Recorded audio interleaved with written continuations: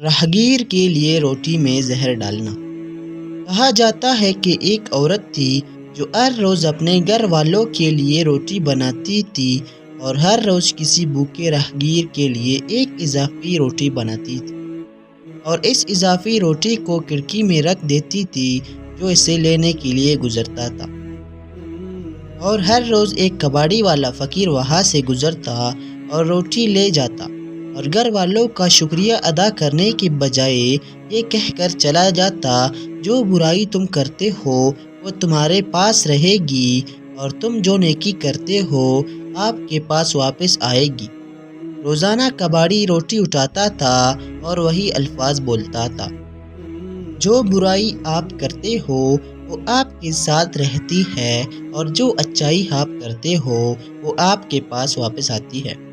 عورت کو غصہ آنے لگا کیونکہ اس شخص نے شکر ادا نہیں کیا اور احسان نہیں کیا، اور وہ اپنے آپ سے کہنے لگی یہ کباڑی فقیر ہر روز وہاں سے گزرتا ہے اور اپنا مبہم جملہ دہراتا ہے اور پھر چلا جاتا ہے۔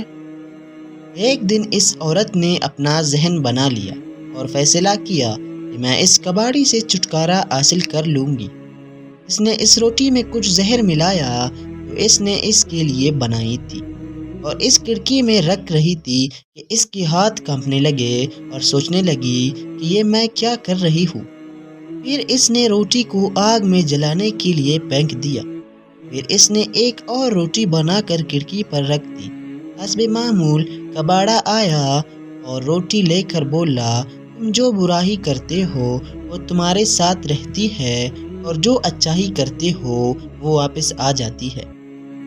وہ عورت کے دماغ میں بھٹکتی ہوئی کشمکش سے بے خبر اپنے راستے پر چلا گیا۔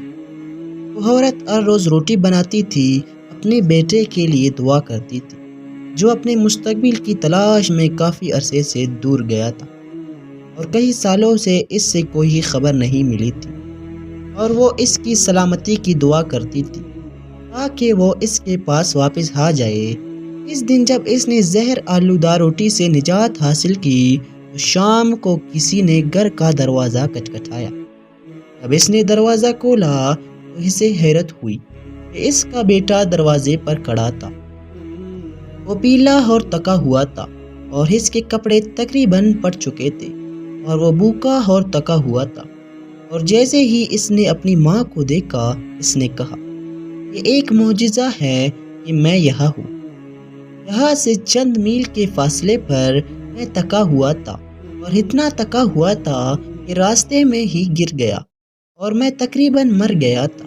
اگر ایک کباڑے والا آدمی کا گزر نہ ہوتا تو میں وہیں پہ مر جاتا۔ میں نے اس سے التجا کی کہ مجھے اس کے ساتھ کوئی کھانا دے، اور وہ آدمی اتنا ہی مہربان تھا جتنا اس نے مجھے روٹی دی، اور مجھے دیتے وقت اس نے کہا کہ اس کا روز کا کھانا ہے اور آج وہ مجھے دے گا کیونکہ میری ضرورت اس کی ضرورت سے بہت زیادہ ہے۔